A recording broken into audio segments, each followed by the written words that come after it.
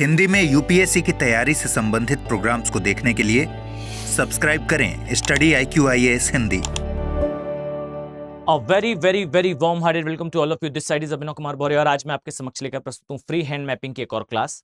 आज की इस क्लास में बेसिकली हम क्या देखने वाले हैं, तो आई थिंक आप लोगों ने थंबनेल में देख लिया होगा और पीछे मेरे डायग्राम से भी आप समझ चुके होंगे। आज की इस क्लास में हम जो है वो वर्ल्ड के आइलैंड्स के बारे में देखने वाले हैं। याद रखें कि ये टॉपिक जो है काफी अंडररेटेड है, ज्यादा इस पर जो है वो चर्चा करी नहीं जाती। कारण यही है कि जो यूपीएससी है वो इससे प्रश्न काफी पूछता है, बट मेजॉरिटेरियन क्राउड को ये पता ही नहीं होता कि ये एक टॉपिक है जहां विश्व के जो है इंपॉर्टेंट आइलैंड्स से रिलेटेड यूपीएससी कन्वेंशनल पार्ट से प्रश्न पूछ रही है। वो सिर्फ इसे जो है वो करंट अफेयर कहकर इसे अवॉइड कर देते हैं। याद रखें, अगर हम वर्ल्ड मैपिंग की सीरीज रन कर रहे हैं तो ऐसे माइन्यूट टॉपिक्स को क्लियर करना, उन्हें कवर करना, this is our aim.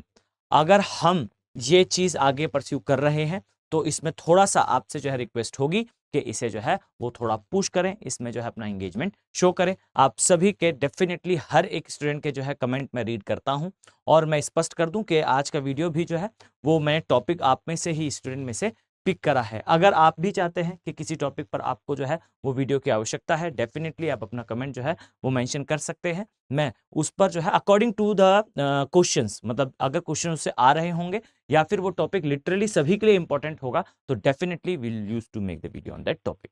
Okay, चलिए, तो ये है बेसिकली वर्ल्ड मैप। यहाँ पे मैंने कुछ आइलैंड्स को प्लॉट करा है। इन आइलैंड्स को बेसिकली हम देखने वाले हैं। बहुत सारे आर्किपेलागोस या फिर आप कह लीजिए फेस्टून या फिर आप कह लीजिए चापाकार द्वीप समूह को हम जो है इसमें कवर करने का प्रयास करेंगे। फाइन। अब देखिए, याद रखें कि अगर आप एक्चुअल में यूपीएससी की तैयारी कर रहे हैं, देखिए एक क्राउड होता है, मैं स्पष्ट तौर पर कहूं तो एक क्राउड बिल्कुल हमेशा होता है जो तैयारी सामान्यतः करता है, पर वो वास्तविकता में एक मिसलेनियस क्राउड है। अर्थात वो क्राउड जो है वो स्टेट पीसीएस भी देगा, वो क्राउड जो है अदर एग्जाम भी देगा और उसी प्रकार एक जेन्युइन मैनर में जो है वो यूपीएससी भी देगा।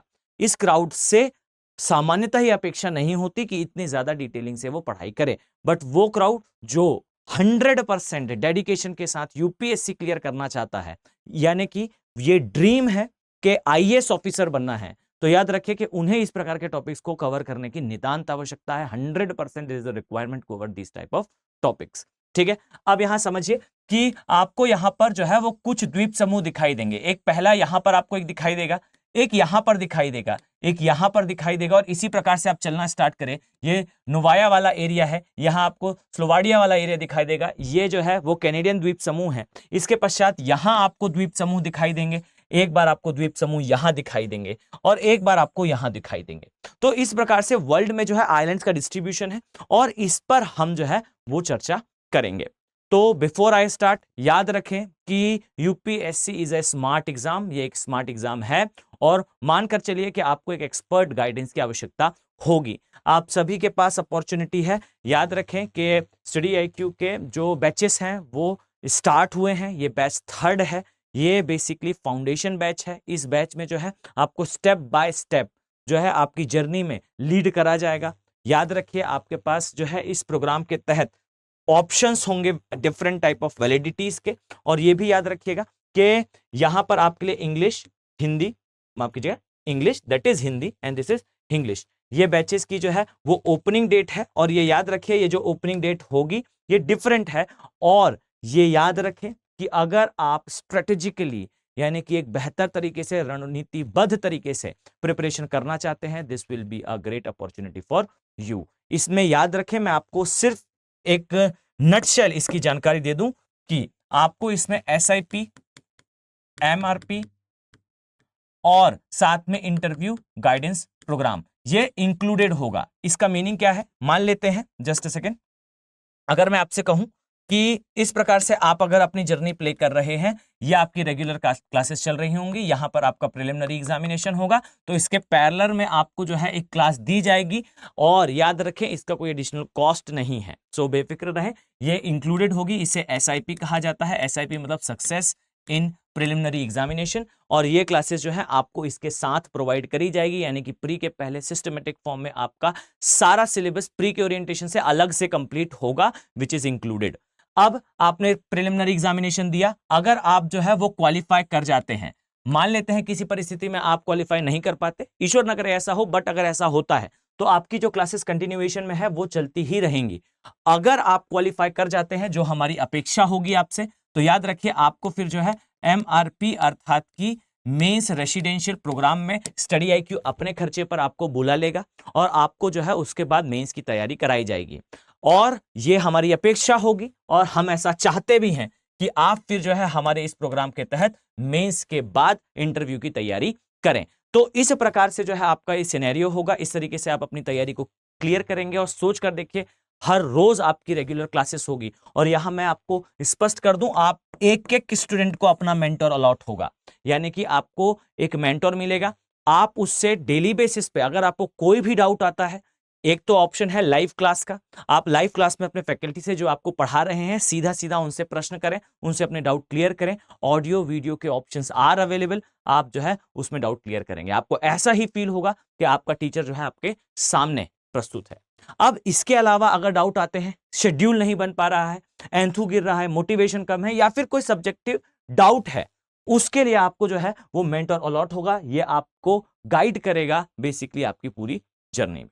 अब इतनी सारी सुविधाएं और साथ में आपको एक्सपर्ट गाइडेंस, ये सब कुछ एक प्लेस पे, इसे कहते हैं वन डोर सॉल्यूशन, आपके पास ये अवेलेबल है ऑन दिस कॉस्ट। अब याद रखिए ये जो कॉस्ट है ये आपको फैकल्टी कोड यूज करने पर मिलेगी, अन्यथा की स्थिति में थोड़ा सा आपको जो है वो कॉस्ट ज्यादा पे करना पड़ेगा।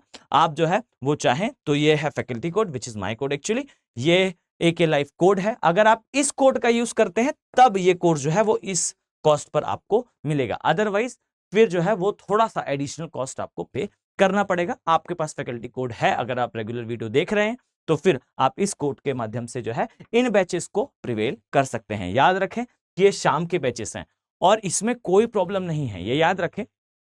मान लेते हैं कि आपको जो है वो टाइम का कोई इशू है, आप शाम के समय नहीं, आप सुबह के समय पढ़ना चाहते हैं, क्लासेस रिकॉर्डेड फॉर्म में अवेलेबल हैं।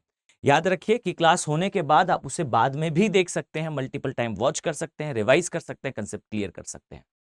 तो इतनी सारी चीजें एक स्थान पर आपके लिए अवेलेबल हैं और मैं ये मानकर चलता हूं कि जब मैं क्लासेस स्टार्ट करूंगा तब मैं आप सभी को इन प्लेसेस में देखने वाला हूं। तो आई थिंक आपको चीजें क्लियर हैं और हम जो है वो आगे मिलने वाले हैं P2I के फाउंडेशन बैचेस में। ओके, तो चलिए हम स्टार्ट करते हैं। बिफोर आई स्टार्ट, याद रखें कि इससे रिलेटेड जो प्रश्न है, मैं एक आउटलाइन बस दे दूं, आपको लेस देन 2 मिनट्स का टाइम लगेगा, बट इसे समझ लें, आपके लिए इंपॉर्टेंट होगा। जो द्वीपीय या फिर मैं कहूं जो आइलैंड से रिलेटेड प्रश्न आपको दिखाई देते हैं यूपीएससी में, हमेशा याद रखिएगा ये प्रश्न जो है वो एक तो सीधा सीधा हो जाता है इसके लोकेशनल एनालिसिस से, यानी कि कौन सा द्वीप जो है वो किस स्थान पर है, सीधा सीधा इससे प्रश्न आ जाता है। और नहीं तो लोकेशनल एनालिसिस पर आधारित प्रश्न आ जाएंगे, यानी कि बेस्ड क्वेश्चंस आ जाएंगे, इसे आधार बनाकर प्रश्न जो है वो पूछ लिए जाएंगे। एक तो ये डायमेंशन है। सेकेंड डायमेंशन याद रखें कि कभी कभार जो है प्रश्न थोड़ा सा अलग तरीके से पूछ लिया जाता है, यानी कि इसे ही आधार बनाएगा बट यहां वो इंक्लूड कर देगा किसे, फिजिकल ज्योग्राफी को। अब इसको समझिएगा कि एक है लोकेशनल एनालिसिस जहां पर आप पढ़कर चीजों को याद करके जाएंगे और दूसरा है कंसेप्चुअल पार्ट, दोनों को मिक्स करेगा। इसको समझिए, ये दोनों चीजें जो है वो मिक्स करी जाएंगी। और ये मिक्स क्यों होती हैं? इससे प्रश्न में डायवर्सिटी बढ़ेगी। ये याद रखिए, यूपीएससी जो है, मैंने एक वीडियो था उसमें मैंने कहा था UPSC is a tough exam, और उसमें साथ में मैंने एंड में समझाया था टफ बट स्मार्ट। ये याद रखें कि आपको जो है इस स्थान पर वो फिजिकल ज्योग्राफी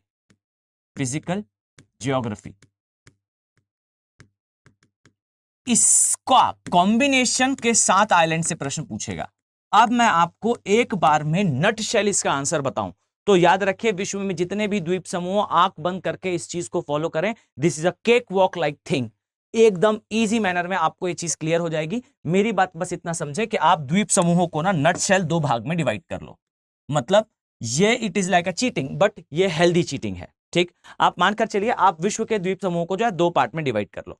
ठीक, एक द्वीप समूह है जो बनता है सी माउंट या फिर कह लीजिए वोल्केनोज,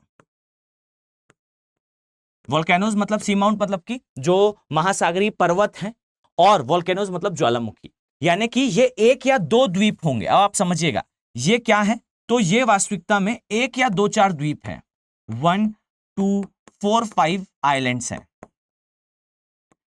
एक ये आपको दिखाई देगा। ठीक, अब इसी का एक फॉर्म होता है जिसे मैंने आपको समझाया था, अटोल कहते हैं। ठीक है, तो एक ये आपको दिखाई देगा। दूसरा इसी का एक फॉर्म होता है, इसे आप डिराइव कर लीजिए, इसे कहते हैं कोरल या प्रवाल द्वारा। कोरल या आप कह लीजिए इसे हिंदी में प्रवाल कहा जाता है। ठीक, तो आपको ये द्वीप दिखाई देंगे। अब मैं आपको स्पष्ट कर दूं भाई, एकदम क्लियर कट, ज्यादा परेशान ना होइएगा।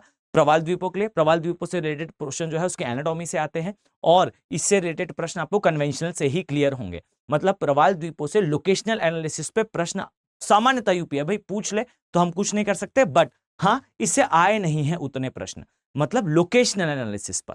ठीक है, मैं बता दूं प्रश्न आए हैं, बट फिजिकल ज्योग्राफी से फिर वो कोरल के प्रकार और कोरल के जो है वो प्रजातियों की जब हम अध्ययन करते हैं, फिर एक अलग मैनर में जब प्रवाल ही पढ़ा जाता है तब उस द्वीप समूह से रिलेटेड प्रश्न आते हैं।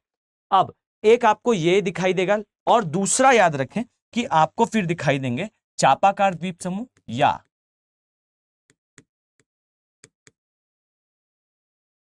आर्किपेलागो।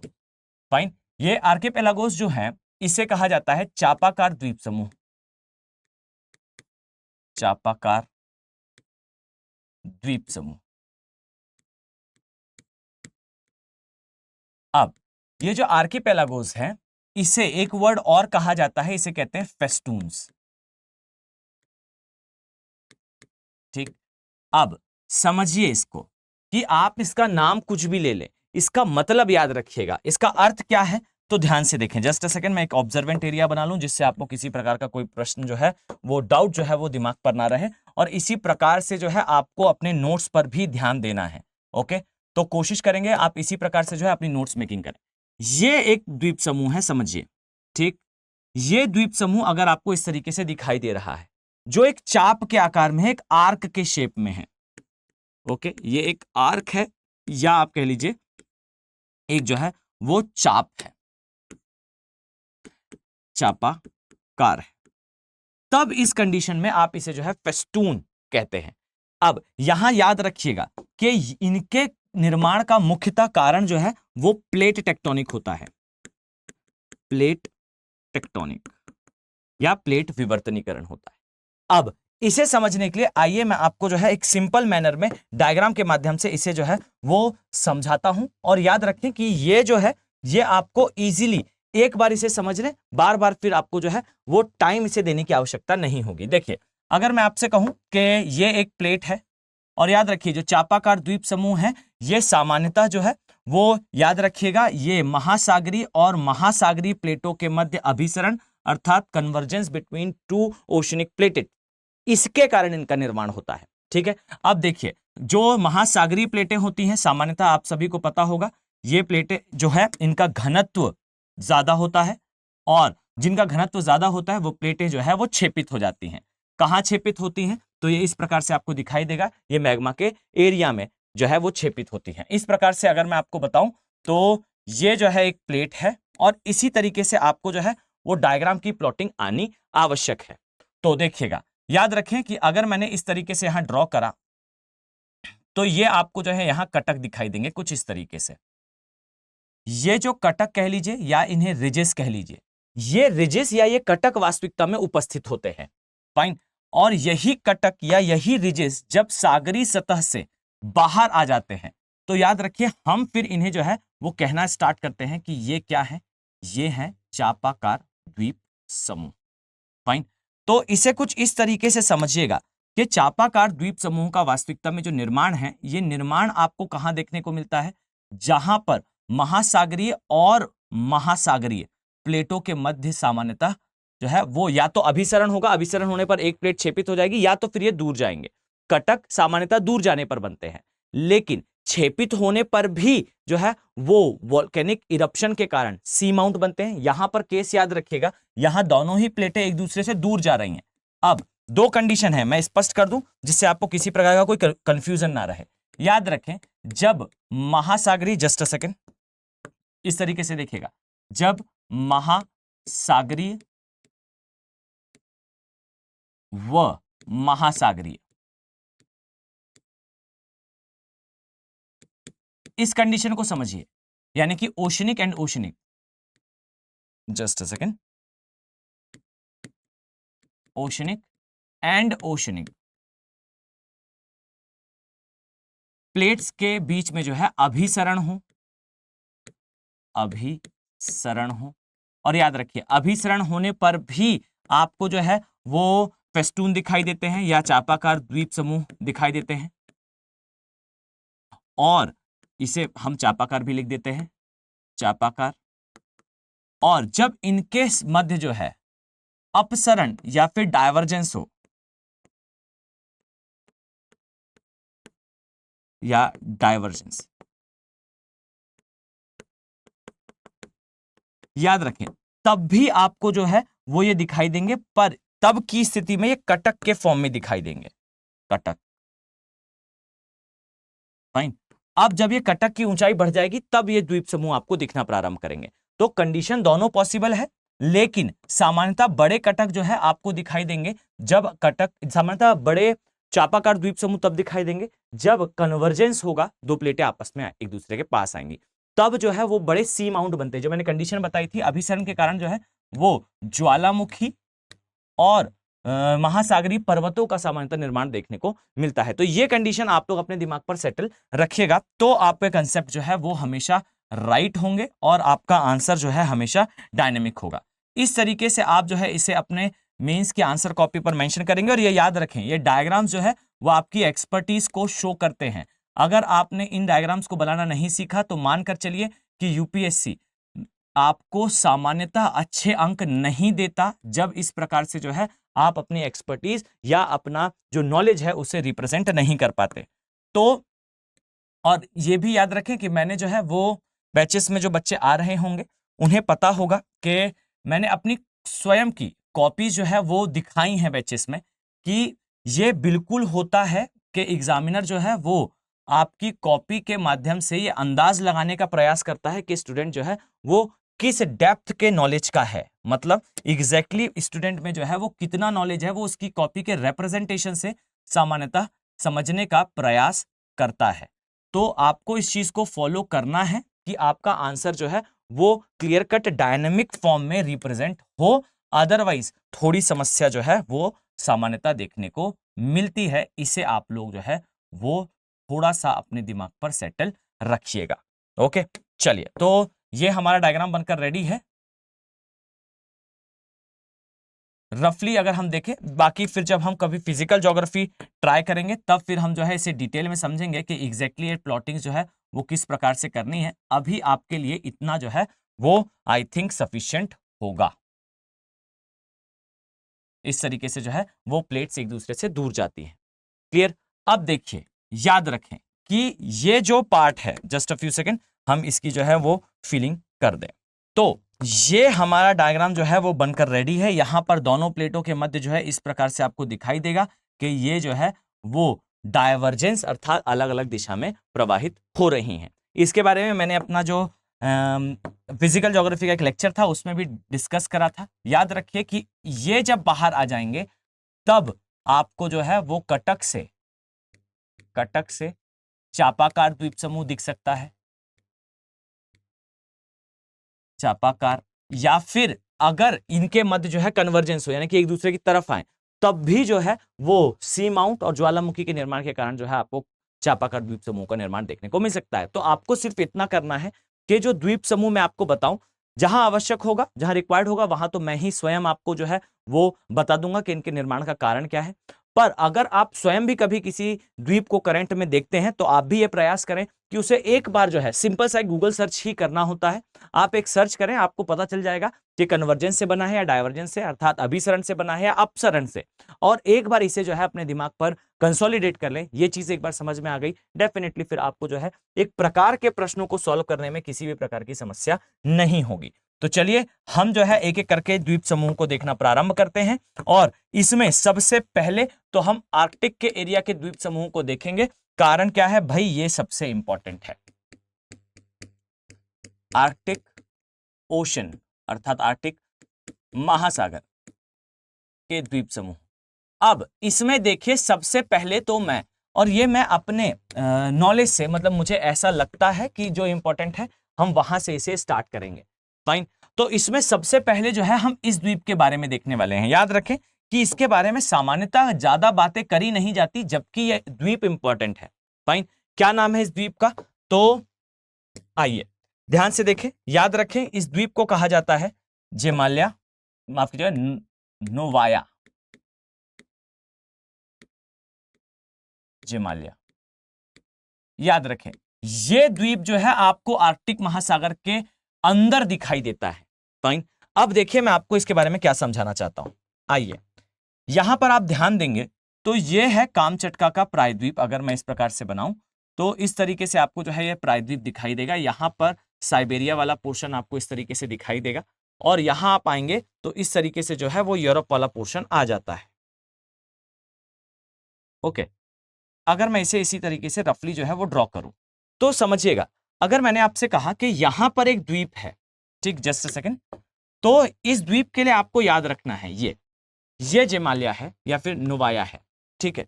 अब याद रखें कि इस द्वीप के जो है एक तरफ आपको क्या दिखाई देता है, देखिएगा ध्यान से। अगर मैं आपसे कहूं कि इसके एक तरफ इस स्थान पर आपको कुछ देखने को मिलेगा, क्लियर, इसी प्रकार के आपको जो है इस स्थान पर कुछ देखने को मिलेगा। अब यहां समझिएगा, अगर मैंने आपसे कहा कि इसके एक तरफ एक सागर है, तो ये मैं आपको जो है लोकल सीज वाले चैप्टर में बता चुका हूं। आर्कटिक की मैपिंग में भी जो है हमने इस पर डिस्कशन करा है। कौन सा एरिया है? तो याद रखिए इसके एक तरफ जो है वो कारा सागर दिखाई देगा, और अब अपने दिमाग पर जो है थोड़ा सा जोर दें। याद रखें यहां पर आपको कारा सी दिखाई देगा, KARA, कारा सी। ठीक। और याद रखें इस तरफ आपको जो है वो बेरेंट सागर दिखाई देगा। ओके। तो कारा सागर और बेरेंट सागर को सेपरेट करता है कौन सा द्वीप? नोवाया। अब यहां देखिए मैं किस बात के कारण इसे कह रहा था कि ये इंपॉर्टेंट है। तो याद रखिए कि वो पर्वत या वो माउंटेन रेंज जो वास्तविकता में यूरोप और एशिया के मध्य बॉर्डर का निर्माण करती है, फाइन, उसे कहा जाता है यूराल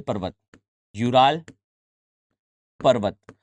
अब समझिए मैं क्या समझाना चाह रहा था। जिस प्रकार से आप पाएंगे कि भारत में ये प्रायद्वीपीय भारत है, जस्ट अ सेकेंड, ये प्रायद्वीपीय भारत है, और प्रायद्वीपीय भारत में आप पाएंगे कि इस तरीके से हिमालय का विस्तार है, इसमें सिंटेक्शियल बैंड है, और हिमालय के विस्तार के रूप में आपको नीचे द्वीप समूह दिखाई देते हैं। याद रखिएगा अंडमान और निकोबार द्वीप समूह के नाम से। जिस तरीके से ये विस्तार है, यानी कि ये हिमालय है, और जस्ट अ सेकेंड, ये हिमालय है, और हिमालय का ही ये विस्तार जो है ये द्वीप समूह है। तो समझिएगा कि उसी तरीके से यहां पर आपको दिखाई देगा जिसे हम कहते हैं यूराल पर्वत, और यूराल पर्वत का ही विस्तार है नोवाया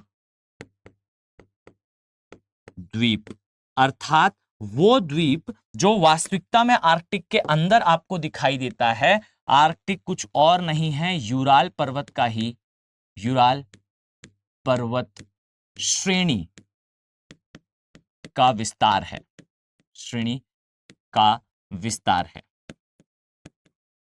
और ये याद रखिए कि ये जो द्वीप है ये कारा सागर को अलग करता है किसके साथ? जैसा मैंने बताया बेरेंट सागर के साथ। तो ये कारा सागर को अलग करता है किसके साथ? बेरेंट सागर के साथ, बेरेंट सी के साथ या सागर के साथ। अब यहां मेरी बात बहुत ध्यान से सुनिएगा, आपको ना इस तरीके से याद करने का जो है वो हैबिट होनी चाहिए। जैसे ही कोई चीज आई जो आपने पहले पढ़ रखी है, उस पूरी सीरीज को एक बार रिवाइज कर लो। याद करिए मैंने आपको विश्व के लोकल सीज मार्क कराए थे, तो हम इंडियन ओशन से अगर स्टार्ट करें तो इंडियन ओशन अर्थात हिंद महासागर, बंगाल की खाड़ी और अरब सागर। बंगाल की खाड़ी के अंदर अंडमान सागर, अंडमान सागर से जावा सागर, जावा सागर से साउथ चाइना सी, साउथ चाइना सी से ईस्ट चाइना सी, आप ऊपर जा रहे हैं अब, ठीक है, ईस्ट चाइना सी, ईस्ट चाइना सी से ईस्ट सी जिसे जापान सागर कहते हैं, जापान सागर से अखोटस सागर, अखोटस सागर से बेरिंग सागर, बेरिंग सागर अलग करता है किसे? साइबेरिया को अलास्का से। अब इसी में देखिए अखोटस सागर के एक तरफ जो है वो साइबेरिया है, अखोटस सागर के दूसरे तरफ जो है कामचटका प्रायद्वीप है। जो ईस्ट सी है जिसे जापान सागर कहते हैं वो चाइना और जापान के बीच में है। इसी तरीके से ईस्ट सी जिसे कहते हैं वो ताइवान और चाइना के बीच में है। और साउथ चाइना सी जिसे कहते हैं वो जो है वो बोर्नियो द्वीप, फिलीपींस के बीच और चाइना के बीच है। फाइन। अब इसी तरीके से बेरिंग सागर से ऊपर जाएंगे तो हमने क्या देखा, हमने देखा हिंद महासागर, फिर बंगाल की खाड़ी, अंडमान सागर, जावा सागर, साउथ चाइना सी, ईस्ट चाइना सी, ईस्ट सी जिसे जापान सागर कहते हैं, अखोटा सागर, बेरिंग सागर।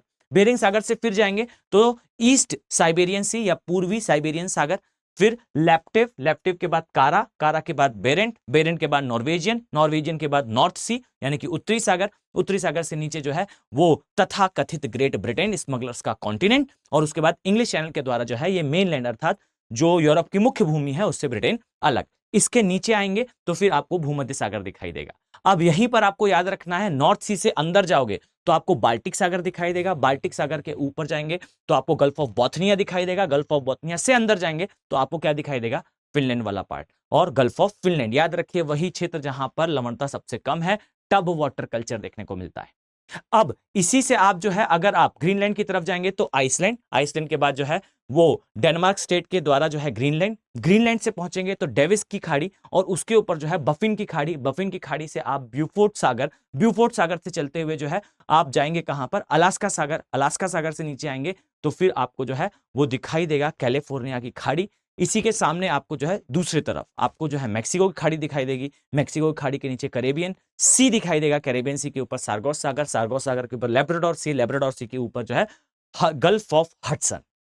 ये इस प्रकार से एक बार आप लोग जो है वो इसे माइंड पर सेटल कर लें। जो हमने अभी बोला वो कुल मिला के ये हिंद महासागर, बे ऑफ बंगाल, यहां पर अंडमान सागर, इस स्थान पर जो है जावा, साउथ चाइना सी, ईस्ट चाइना सी, ईस्ट सी, अखोटस, साइबेरियन सागर, लैप्टिव, कारा, बेरेंट, यहां आएंगे तो नॉर्वेजियन, नॉर्थ, फिर ये डेविस, ये हडसन की खाड़ी, ये जो है वो मैक्सिको की खाड़ी, यहां पर कैरेबियन द्वीप, अलास्का सागर, ब्यूफोर्ट सागर, और ये जो है वो लोकल सीज का डिस्ट्रीब्यूशन, रेड सी यहां ऊपर जो है वो आपको पर्शियन गल्फ या द गल्फ, तथा कथित द गल्फ। इस तरीके से आप लोग जो है इसे रिवाइज कर लें। अगर आप ये याद कर लेते हैं तो मैं दावे के साथ कहता हूं कि आपसे कभी भी यूपीएससी का कोई प्रश्न जो है ऐसा नहीं होगा जो ना बने। बस आप थोड़े से डेडिकेशन के साथ उसे पढ़कर देखें, मल्टीपल टाइम चीजों को जो है वो रिवाइज करें। तो जैसे याद रखें जिस प्रकार से हिमालय के विस्तार जो है अंडमान निकोबार के रूप में द्वीप समूह के फॉर्म में बंगाल की खाड़ी के अंदर उपस्थित है, उसी प्रकार से याद रखिएगा जो नोवाया जेमालिया द्वीप है ये यूराल पर्वत का विस्तार है, कारा सागर को जो है अलग करता है बेरेंट सागर से। और ये याद रखिए कि नोवाया जेमालिया जो है ये वास्तविकता में किसके ज्यूरिसडिक्शन में आता है, अर्थात किसके अधिकार क्षेत्र में आता है, तो याद रखिएगा ये वास्तविकता में है रशिया का। ओके, और ये भी याद रखिएगा कि ये जो है ये पुराना, अर्थात याद रखें अवशिष्ट तो आप नहीं कहेंगे एग्जैक्टली, बट हाँ आप इसे कह सकते हैं कि अवशिष्ट वलित पर्वत यूराल का विस्तार है। और ये याद रखिए कि इनकी हाइट बहुत ज्यादा नहीं है। क्यों? क्योंकि जिस पर्वत का ये विस्तार है वो पर्वत नवीन नहीं है। वास्तविकता में यूराल के लिए जो है एक वर्ड यूज करा जाता है इंग्लिश में, आप उससे थोड़ा सा रेफर करेंगे, इसे कहते हैं ओल्ड फोल्डेड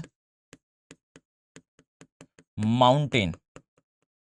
और बस इस चीज को याद रखिएगा कि नोवाया जेमालिया जो द्वीप है ये द्वीप बहुत ज्यादा ऊंचा नहीं है, इसीलिए अगर कभी आर्कटिक मेल्ट होता है तो ये द्वीप समूह जो है वो पानी के अंदर चला जाएगा, which is a major issue for Russia. But ये इसके आसपास का क्षेत्र जो है अभी एक तो बाय डिफॉल्ट ये जो है द्वीप है, मतलब आसपास का क्षेत्र समर्स में पूरी तरह से मेल्ट होता है, लेकिन अगर पूरा आर्कटिक मेल्ट होता है या जिस गति से आर्कटिक मेल्ट हो रहा है तो फिर ये द्वीप जो है वो समय के साथ पानी के अंदर जाने की संभावना है। इसे आप लोग जो है अपने माइंड पर क्लियर रखेंगे। इसके अलावा आइए एक और द्वीप के बारे में देखते हैं और ध्यान से समझिएगा। ये जो द्वीप आपको दिखाई देगा कुछ इस तरीके से है, ध्यान दीजिएगा। इसे क्या कहा जाता है, तो मैं यहां पर एक पॉलिटिकल चीज भी आपसे डिस्कस करूंगा, ठीक है? तो ध्यान से सुनिए, ध्यान से देखें ये द्वीप कौन सा है। तो अगर मैं आपसे कहूं तो इस स्थान पर थोड़ा सा अगर आप कॉन्सेंट्रेशन लाएं तो आपको इस तरीके से दिखाई देगा कि यहां पर जो है ये इस तरीके से आप देखेंगे तो ये है नॉर्डिक नेशंस। यहां आपने अभी एक द्वीप देखा, अब इसे हम यहीं पर क्लोज कर देते हैं। ठीक है, ध्यान से देखें, ये नॉर्डिक नेशंस का एरिया है। यहां पर आपको जो है, मैं यहां मार्क करूं अगर, तो यहां आपको नॉर्वे दिखाई देगा, नॉर्वे। यहां आपको जो है वो स्वीडन दिखाई देगा, और यहां आपको जो है वो फिनलैंड दिखाई देगा। ओके, अब ध्यान से देखिएगा, ये जो नॉर्वे, स्वीडन, फिनलैंड है, इसके बाद यहां आपको जो है वो इस तरीके से यहां इस स्थान पर एग्जैक्टली अगर मैं बनाऊं तो याद रखिए इस स्थान पर आपको आइसलैंड दिखाई देगा। ठीक है, तो ध्यान से देखिएगा, ये आइसलैंड है। अब इसके ऊपर ध्यान से देखिए, और ये भी याद रखिएगा कि ये इंपॉर्टेंट है, मतलब अगर मैं इसे आपसे डिस्कस कर रहा हूं मतलब this will be a important thing. Fine, यहां पर एक द्वीप है, इस द्वीप को कहा जाता है Svalbard. Fine, just a second, Svalbard. ये जो स्वालबार्ड है, याद रखें ये द्वीप समूह के लिए आपको कुछ चीजें पता होनी चाहिए। हम उन द्वीपों के बारे में देख रहे हैं जिनके बारे में सामान्यतः चर्चा नहीं होती और ये एग्जाम पॉइंट ऑफ व्यू से इंपॉर्टेंट है। समझिए, स्वालबार्ड जो है ये वास्तविकता में आता है नॉर्वे के ज्यूरिसडिक्शन में, अर्थात ये नॉर्वे का हिस्सा है। फाइन, अब आप कहेंगे गेम ओवर, ठीक है, लेकिन समझिएगा कि यहां पर एक ट्रीटी है, एक संधि है, जिस संधि को कहा जाता है स्पिट्सबर्ग। स्पिट्सबर्ग बर्ग, कौन सी है भाई संधि? रुकना भाई, रुकना, काट देना।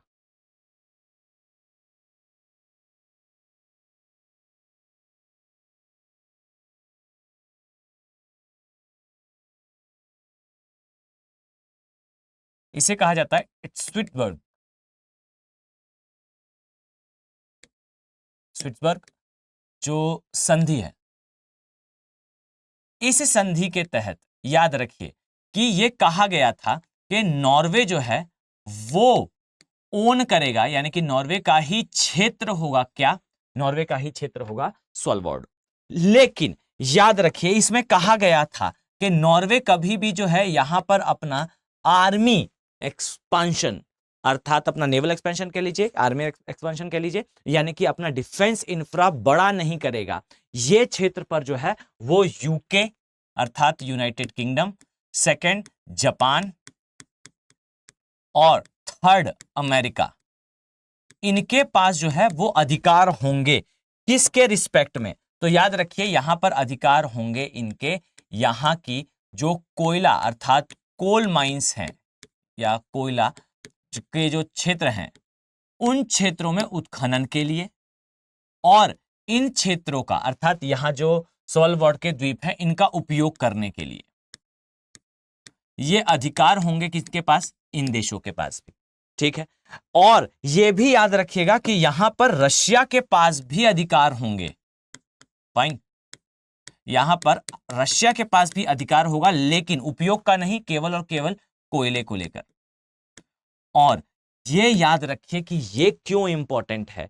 यह इसीलिए इंपॉर्टेंट है क्योंकि इस क्षेत्र के आसपास आप पाएंगे कि यहां पर गर्म पानी की जलधारा के कारण यह आसपास का एरिया जो है ईयर लॉन्ग तो नहीं, एकदम डार्क विंटर्स में तो मेल्ट जो है आसपास का एरिया नहीं रहता, लेकिन हाँ साल में कुछ समय ये पीक टाइम पर ओपन रहता है, अर्थात ये एक इंपॉर्टेंट बंदरगाह की लोकेशन है।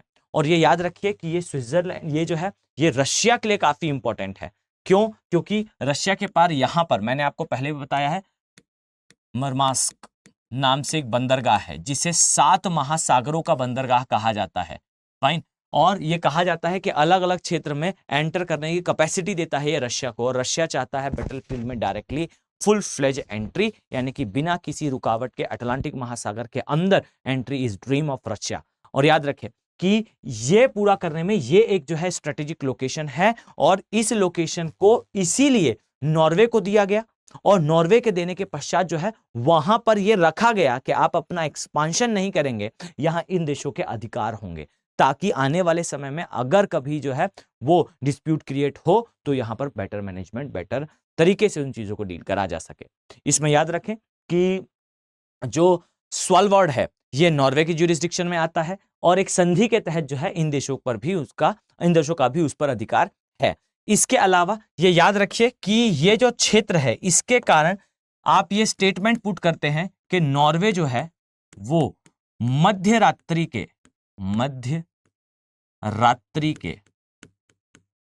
सूर्य का देश है, सूर्य वाला देश है। अब ये क्यों है तो समझिएगा, याद रखें कि ये जो द्वीप है ये इस प्रकार की लोकेशन पर है कि समर सीजन पर या मैं कहूं गर्मी में, ग्रीष्म ऋतु में, यहां पर एकदम मिडनाइट में, रात के समय जो है वो सूर्य निकल आता है थोड़ी देर के लिए, फाइन, और फिर वो जो है वापस अस्त हो जाता है और फिर से जो है रात कंटिन्यू होती है। अब इस चीज को समझिए ऐसा क्यों होता है, तो ये काफी ज्यादा ऊंचाई पर है, कुल मिला के ऊंचाई in the sense of what, ये उच्च अक्षांशों पर है। अब क्या होता है, पृथ्वी जब रोटेट कर रही होती है तो समझिएगा कि एक भाग चूंकि थोड़ा सा ऊंचा है या फिर हायर लैटिट्यूड पर है, पूरे टाइम वहां अंधेरा है रात के समय, बट एक बार जो है सूरज चमक जाता है, उसकी रोशनी पहुंच जाती है और दिखना प्रारंभ करता है, कुछ देर के लिए रहता है और फिर चला जाता है। इसीलिए नॉर्वे को जो है वो कहा जाता है मध्य रात्रि के सूर्य का देश, और ये जो है सॉल्ववर्ड में एग्जैक्टली क्लियर कट दिखाई देता है। इसे आप लोग याद रखेंगे, फाइन। तो देखिए हम अगर मैप पर आए तो यहां आपको दिखाई देगा एक द्वीप हमने यहां का देखा, जस्ट अ फ्यू सेकेंड, एक द्वीप जो है हमने इस स्थान का देखा, फिर एक द्वीप जो है हमने यहां पर है इसे देखा, यह है सॉल्ववर्ड, क्लियर। अब आ जाइए, अब हम देखते हैं इस स्थान के द्वीप को, फाइन, और ये याद रखें कि ये भी काफी इंपॉर्टेंट है, क्लियर है।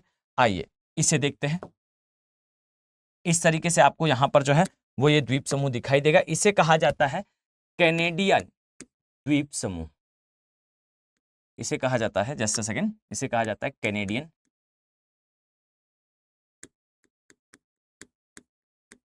आइलैंड्स। अब इसमें याद रखें कि कुछ चीजें आपको जियोमॉर्फोलॉजिकली भी पता होनी चाहिए। ये कैनेडियन आइलैंड्स जो है ये कैनेडियन प्लेट का जो है वो एक्सटेंशन है, अर्थात ये कैनेडियन प्लेट से निकले हुए क्षेत्र हैं, ठीक है।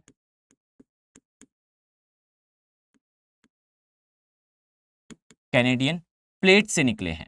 अब इसे समझिएगा, याद रखें कि Canadian plate is one of the most oldest plate of world, विश्व की सबसे पुरानी प्लेटों में से एक है कैनेडियन प्लेट, और याद रखें सबसे पुरानी प्लेट प्रायद्वीपीय भारत की प्लेट है, क्लियर है।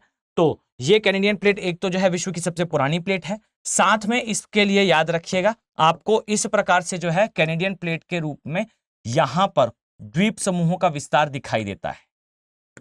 ये छोटे छोटे बहुत सारे द्वीप समूह हैं, और याद रखिए कि ये विश्व का जो है वो दूसरा सबसे बड़ा जो है वो द्वीप समूह का क्षेत्र है।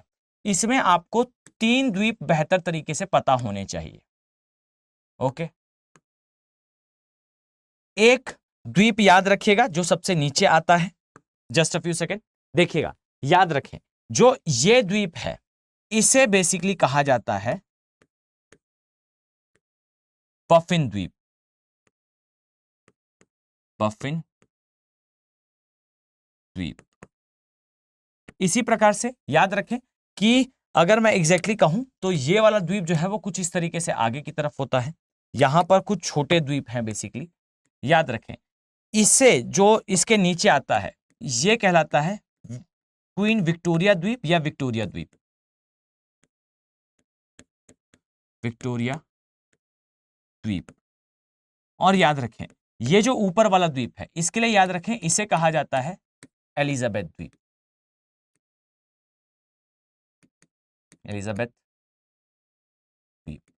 तो याद रखें कि ये जो है इन द्वीपों का क्रम है।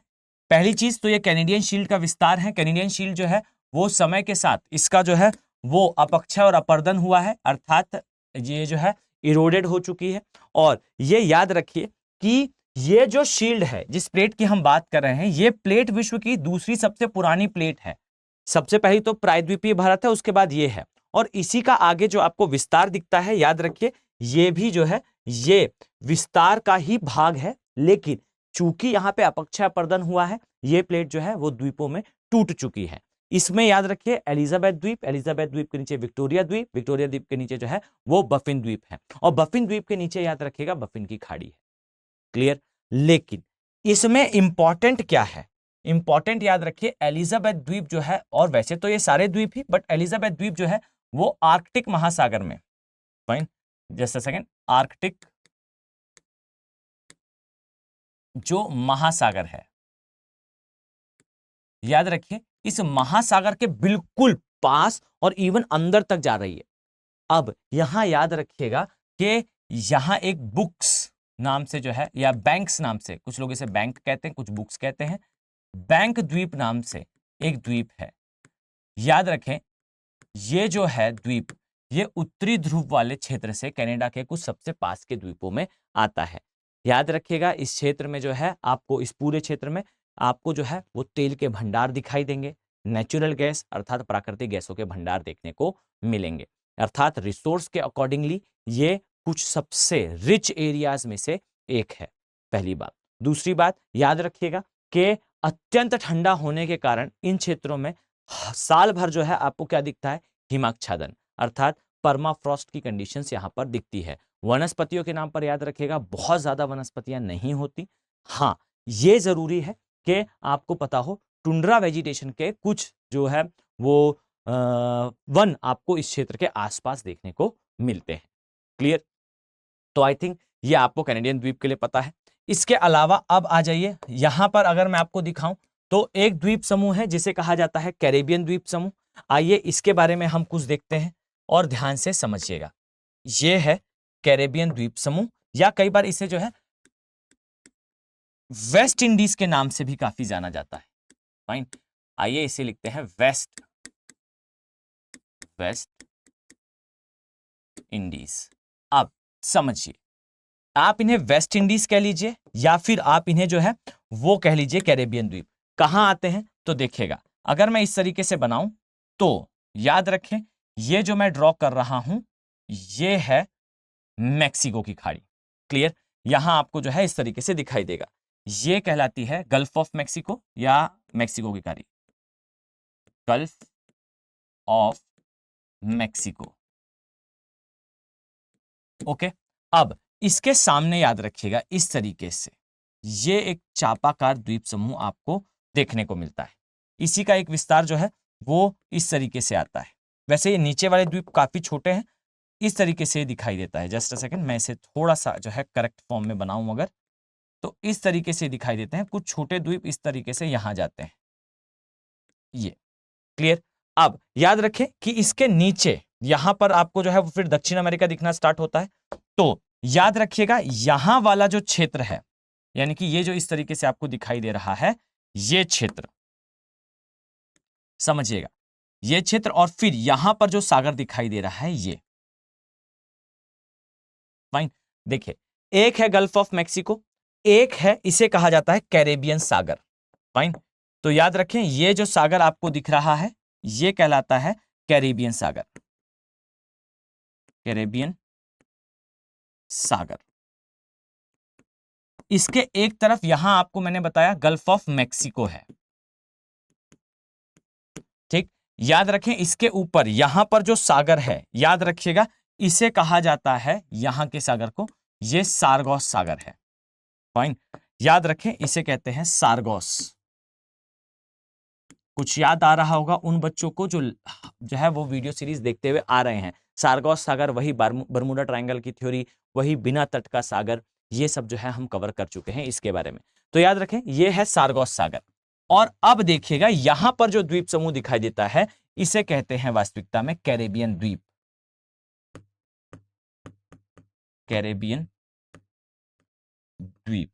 अब याद रखें कि इन द्वीपों के लिए एक नाम और प्रचलित है जिसे कहा जाता है ग्रेटर एंटिलीज, ग्रेटर एंटिलीज, और इसे कहा जाता है लेसर एंटिलीज, लेसर एंटिलीज। अब याद रखें कि ये जो द्वीप समूह है ये बहुत बढ़िया एग्जाम्पल माना जाता है किसका, फेस्टून्स का। समझिएगा इनका निर्माण जो है, ध्यान से सुनिएगा, इनका जो निर्माण है ये वास्तविकता में कैसे हुआ है, तो याद रखिए इनका निर्माण हुआ है, पहली चीज तो दो प्लेटों के मध्य अभिसरण से। एक प्लेट जिसे कहा जाता है कैरेबियन प्लेट, कैरेबियन प्लेट, और याद रखिए दूसरी प्लेट जिसे कहा जाता है, सेकंड नंबर की प्लेट जिसे कहा जाता है उत्तरी व दक्षिणी अमेरिकन प्लेट, दक्षिणी अमेरिकन प्लेट, अमेरिकन प्लेट। अब आप कहेंगे सर एक ही में दो काउंट क्यों करा? तो याद रखिए ये जंक्शन है, बेसिकली यहां दोनों प्लेटों का एंडिंग है। तो याद रखिए यहां पर कैरेबियन प्लेट है, इसका अभिसरण है इन प्लेटों के साथ, जिस कारण जो है इनका निर्माण हुआ है। अब मैपिंग के पॉइंट ऑफ व्यू से याद रखिएगा कि इस स्थान पर आपको कैरेबियन द्वीप में, ग्रेटर एंटिलीज में आपको दिखाई देंगे कुछ द्वीप, जैसे एक का नाम है क्यूबा, जस्ट अ सेकेंड, एक का नाम है क्यूबा, दूसरे का नाम है बहामास, और तीसरे का नाम है Jamaica.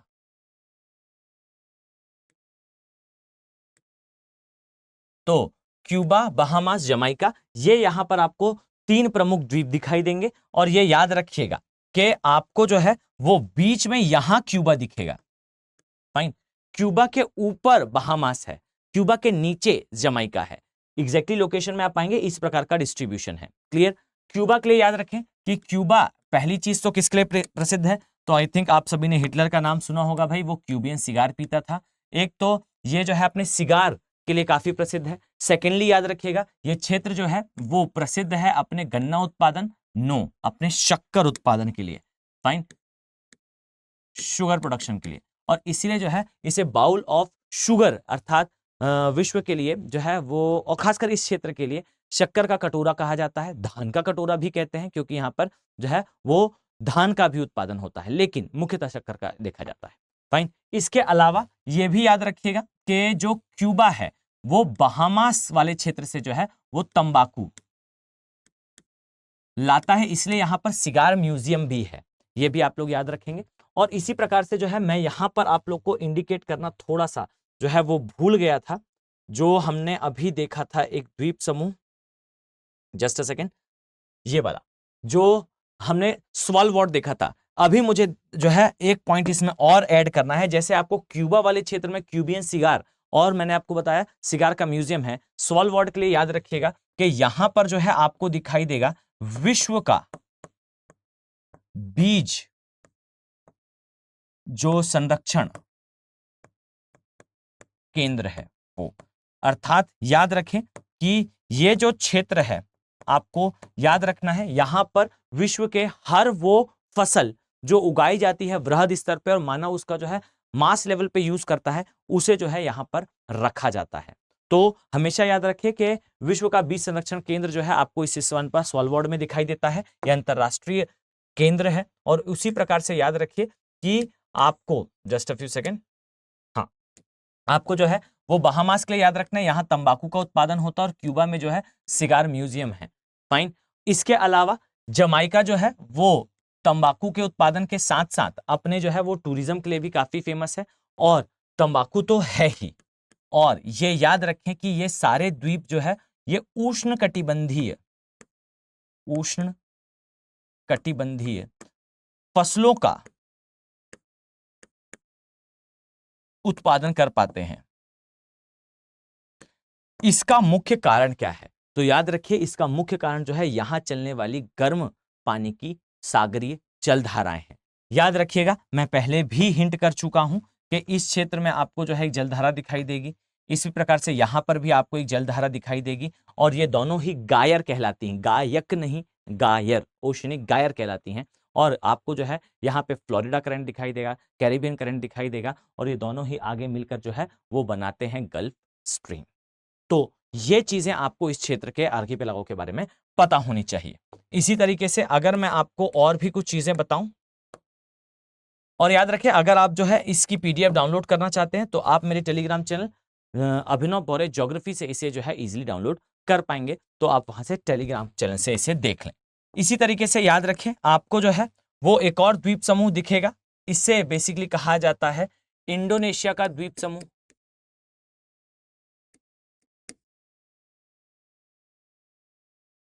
Indonesian arc of island या द्वीप समूह। याद रखिए कि ये जो द्वीप समूह है ये विश्व के कुछ सबसे महत्वपूर्ण और क्लियर कट दिखने वाले द्वीप समूहों में से एक है। अगर मैं कुछ इस तरीके से बनाऊं तो आपको दिखाई देगा कि इस स्थान पर ये जो है ये एक प्लेट है, इसे आप कह लीजिए ये एशियन प्लेट है। इसी प्रकार से यहां अगर मैं आपको एक प्लेट बनाऊं तो ये आपको दिखाई देगी ये फिलीपींस की प्लेट है। और अगर मैं इस स्थान पर एक प्लेट बनाऊं तो यहां आपको दिखाई देगा कि ये हमारी जो है वो इंडो ऑस्ट्रेलियन प्लेट है।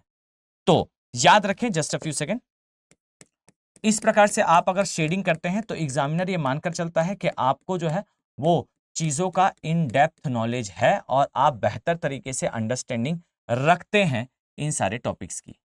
फाइन। तो इस तरीके से आपको जो है इस स्थान पर द्वीप समूह दिखाई देगा। ये जो है आपको यहाँ 3 प्लेटें दिखती हैं, अर्थात ये जो द्वीप समूह हम देखने वाले हैं ये द्वीप समूह वास्तविकता में क्या है, ये द्वीप समूह जो है ये एक प्लेट विवर्तनीकरण क्रिया के द्वारा निर्मित द्वीप समूह का उदाहरण है। फाइन। अब देखिएगा मैं क्या कहना चाहता हूं। याद रखें कि आपको इस स्थान पर जो है यहां इस तरीके से ये इंडिया दिखाई देगा। ओके, ध्यान से देखिएगा, यहां आपको जो है वो इंडिया दिखेगा। इस स्थान पर आपको जो है वो ऑस्ट्रेलिया दिखेगा।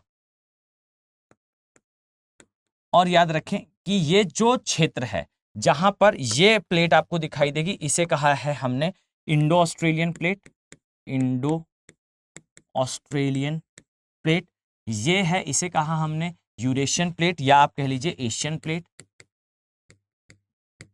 और ये है, इसे कहा हमने फिलीपींस प्लेट। तो याद रखें कि इन तीनों प्लेटों के कन्वर्जेंस अर्थात अभिसरण के कारण आप पाएंगे कि इस तरीके से चापाकार द्वीप समूह का यहां निर्माण हुआ है।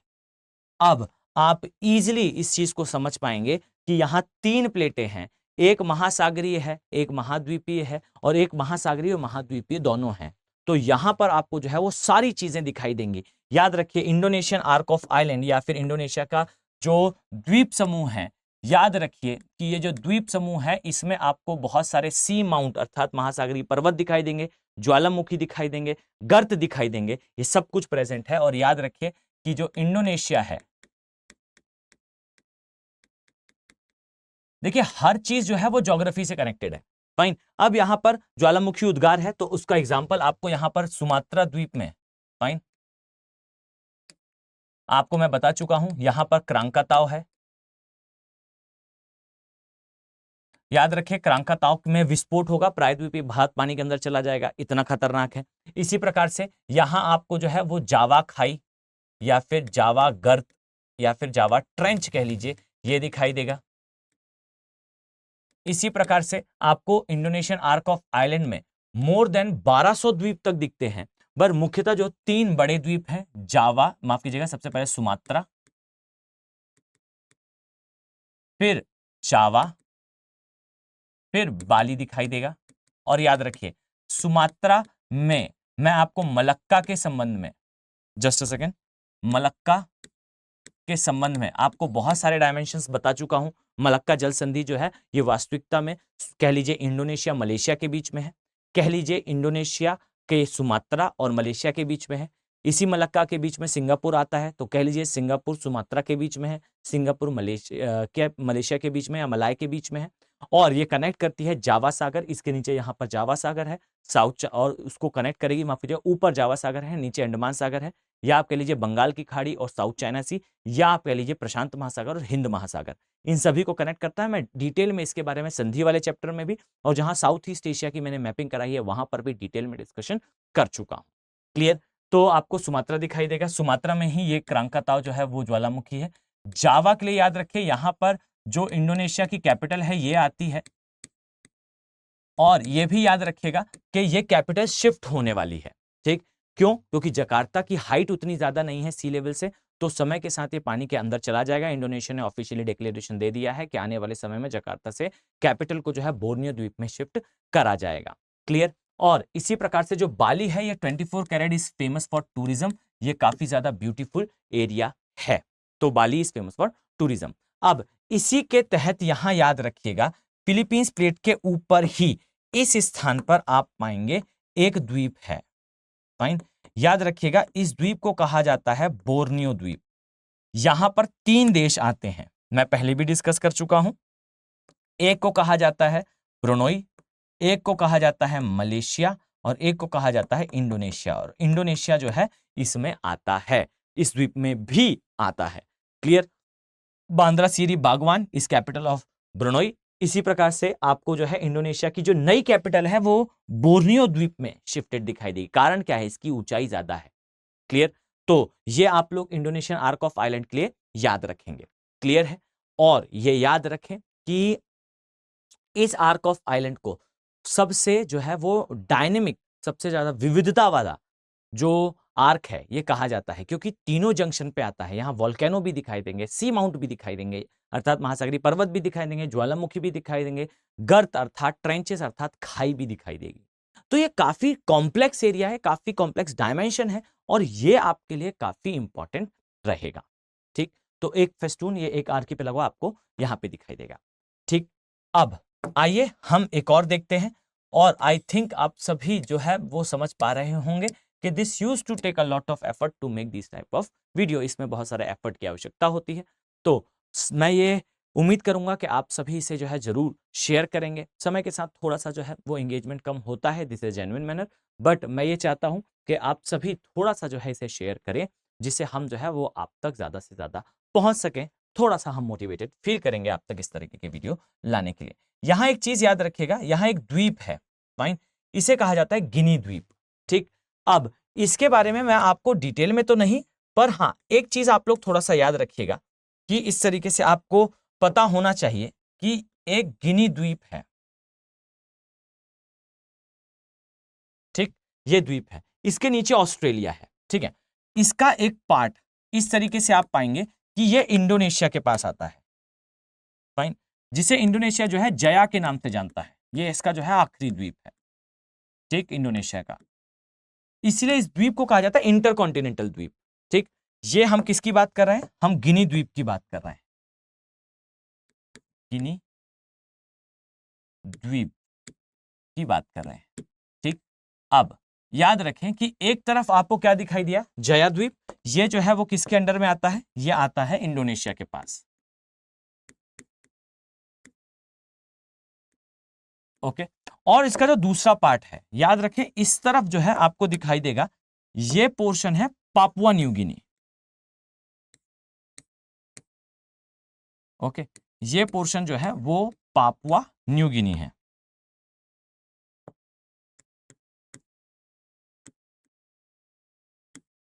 New Guinea. और याद रखिए ये पापुआ न्यू गिनी जो है ये ऑस्ट्रेलिया महाद्वीप के अंदर में आता है, या ओशनिया कह लीजिए, ओशनिया के अंडर में आता है। तो इसे आप लोग थोड़ा सा अपने दिमाग पे सेटल रखिएगा। अब क्यों मैं इसको डिस्कस कर रहा हूं? तो याद रखिए ग्रीनलैंड के बाद दूसरा सबसे बड़ा द्वीप है ये, जो ग्रीनलैंड है इसके पश्चात जो है दूसरा सबसे बड़ा द्वीप है, दूसरा सबसे बड़ा द्वीप है पापुआ न्यू गिनी, और ये गिनी द्वीप। याद रखें कि इसके विस्तार के रूप में मैं पहले भी इसके बारे में बता चुका हूं। यहां आपको जो है 2 द्वीप दिखाई देंगे। याद रखें इसे कहा जाता है न्यू ब्रिटेन, न्यू ब्रिटेन, और इसे कहा जाता है न्यू आयरलैंड, न्यू आयरलैंड। और ये याद रखिए इसके ऊपर यहां पर आपको दिखाई देगा ये जो क्षेत्र है इस तरीके से, और यहां इस तरीके से। याद रखें कि 2 सागर दिखाई देंगे, इसे कहा जाता है बेसिकली बिस्मार्क सागर और नीचे वाले को कहा जाता है सोलोमन सागर। तो याद रखिए सोलोमन सागर और बिस्मार्क सागर ये दोनों ही आपको प्रशांत महासागर के क्षेत्र में दिखाई देते हैं। और आपको ये पता होना चाहिए कि न्यू ब्रिटेन द्वीप और न्यू आयरलैंड द्वीप ये दोनों जो है, ये ऊपर वाला है इसे कहते हैं बिस्मार्क सागर, बिस्मार्क सागर, और इसे कहते हैं सोलोमन सागर, सोलोमन सागर, इससे जो है ये अलग करते हैं। तो ये चीजें आपको पता होनी चाहिए विद रिस्पेक्ट टू दिस, और ये स्पष्ट तौर पर बाय डिफॉल्ट ये चीज है कि ये जो है ये प्रशांत महासागर के क्षेत्र में या पैसिफिक ओशन के क्षेत्र में आता है, प्रशांत महासागर के क्षेत्र में आता है। तो ये चीजें आपको क्लियर होनी चाहिए इस तरीके से इंडोनेशिया के, अगर आप आगे आते हैं तो। अब जो बाकी का है वो मैं ना पहले डिस्कस कर चुका हूं, इसीलिए मैं बहुत समय नहीं दे रहा हूं इसे। आप लोग स्वयं जो है इस तरीके से समझ पाएंगे कि ये मैं पहले आपके साथ डिस्कस कर चुका हूं, इसलिए will not going to allot a more time for that. ठीक है, ये आपको इस तरीके से यहां पर जापान द्वीप समूह दिखाई देगा। तो मैं चाहता हूं कि आप सभी लोग एक बार रिवाइज कर लें। यहां पर आपको जो है इस तरीके से डिस्ट्रीब्यूशन देखने को मिलेगा। कैसा है तो देखिएगा, याद रखें यहां आपको जो है ये सबसे बड़ा द्वीप है, इसे कहते हैं होन्शु, इसे कहते हैं होकाइडो, और ये है जिसे कहते हैं शिकोकू, और ये है इसे कहते हैं क्यूशु।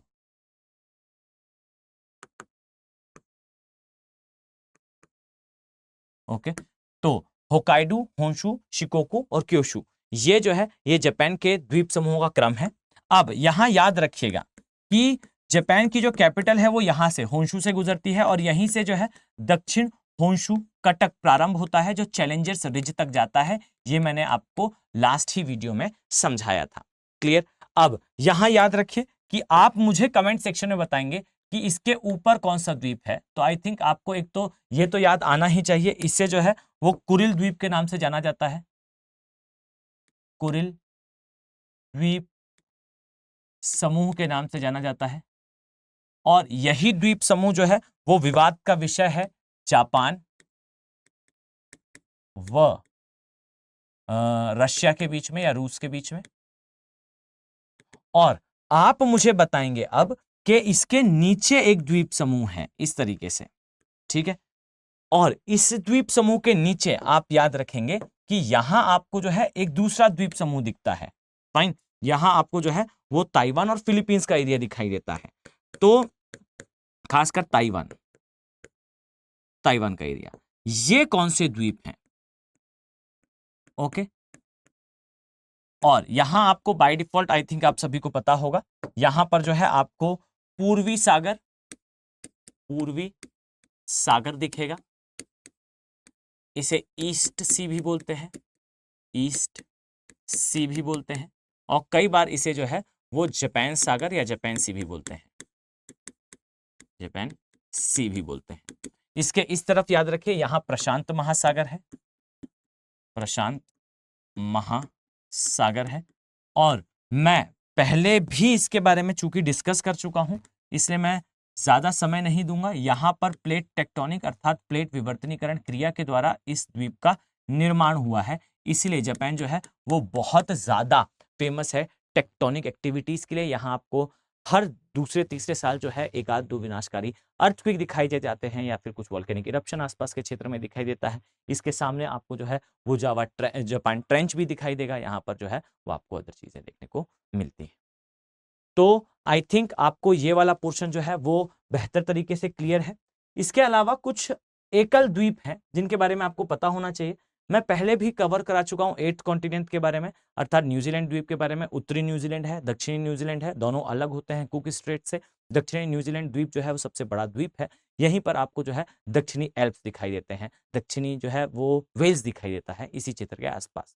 और मैं इसके बारे में बता चुका हूं कि कुक नामक जो एक ब्रिटिशर थे उन्होंने ही इसकी डिस्कवरी करी थी। इसी तरीके से यहां पर मैं आपको बता चुका हूं ये मेडागास्कर वाला एरिया है। इन द्वीपों के बारे में हम डिटेल में चर्चा कर चुके हैं। अगर मैं आपको एक सतही तौर पर एक बार जो है वो क्लियर कर दूं तो याद रखें कि इस स्थान पर जो है ये है हमारा ग्रेट इंडिया, और इस तरीके से जो है आपको यहां पर दिखाई देंगे कुछ क्षेत्र। ठीक, ये है, इसे कहते हैं क्या, श्रीलंका। श्रीलंका के बाद यहां याद रखिएगा ये है लक्षद्वीप। लक्षद्वीप के याद रखिएगा नीचे ये है मालदीव्स। मालदीव्स के नीचे याद रखिएगा ये है छागोस। छागोस के सामने याद रखिएगा ये है सेशेल्स। सेशेल्स के नीचे याद रखिएगा ये है मॉरिशस। फाइन। अब इस क्रम को आपको याद रखना है और फिर इसके नीचे आएंगे तो यहां आपको जो है वो मेडागास्कर दिखाई देगा। आइए मैं इसे जो है वो मेंशन कर दूं जिससे आपको याद करने में किसी भी प्रकार की कोई समस्या ना हो। ये है श्रीलंका, ये है जिसे कहते हैं लक्षद्वीप, ये नीचे है जिसे कहते हैं मालदीव्स, ये है जिसे कहा जाता है छागोस, ये है जिसे कहा जाता है सेशेल्स, नीचे है जिसे कहा जाता है मॉरिशस। इस प्रकार से नीचे जो है इसे कहा जाता है मेडागास्कर,